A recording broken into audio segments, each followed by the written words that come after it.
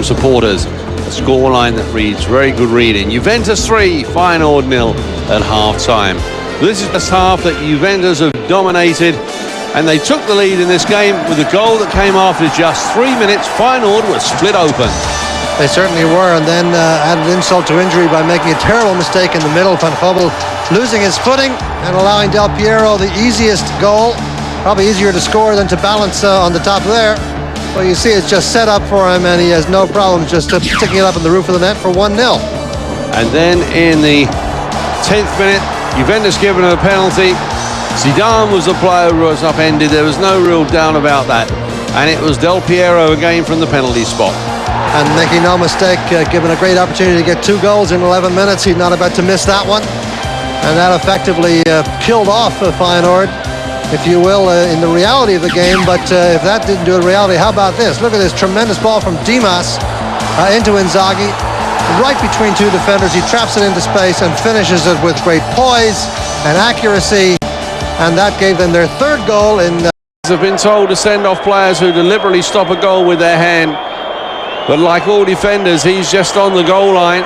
And if there was a handball, it seemed purely accidental because he was trying to get his body behind the ball to stop it crossing the line. Well, he lifts his leg, but you can see...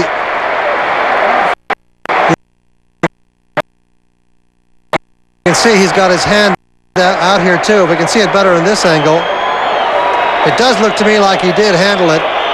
He tried to move his body towards it, but the hand moved ever so imperceptibly. And so Delivio goes off after we had been talking about how well he's been playing. John-Paul Van Hastel, who scored twice against FC Jazz from the penalty spot, brings Feyenoord back into this game with a goal in the 58th minute, again from the penalty spot. Well, all kinds of excitement in this game. 2 penalties, some great goals. Now 6 cards given out, and a red card among them. But a beautiful piece of finishing. Upper corner, slammed into the roof of the net. Peruzzi guessed right, but didn't make any difference. And now you got to think, with 32 minutes to go, Mike, and the man up. Peruzzi under pressure. And good handling there from the Italian international goalkeeper. But a good challenge put in by Cruz, too. Julio Cruz.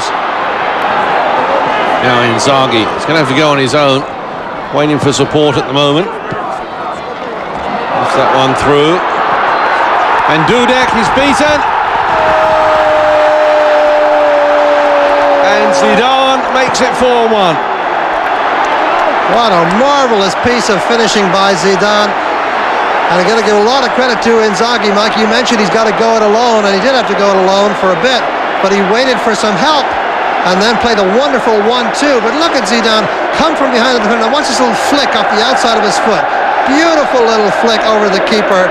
Zidane knew he had only one chance, and that was to get inside and have a little outside of the flick, a shot on goal, and that's all it took, that sort of grace and finesse, and that certainly puts this game on ice for Juve. Here it comes again. Over the top, again outpacing the defense. It is slow to come back and cut him out. It looked like Van Hastel thought there were no problems there, but Dudek came late and Zidane.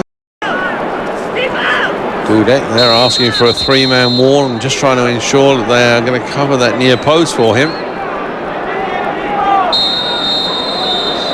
No Del Piero, no Zidane. Juventus still managed to get the ball in. And that's goal number 5.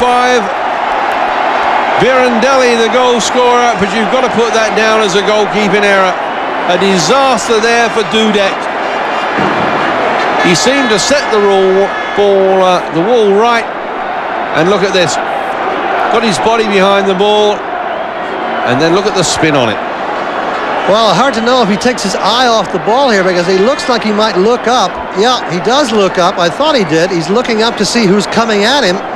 And, of course, who was coming at him is you know who, number 9 in Gazi. But we could see from that other angle that although his positioning was good and he was covering the ball, his eyes came off the ball as he sensed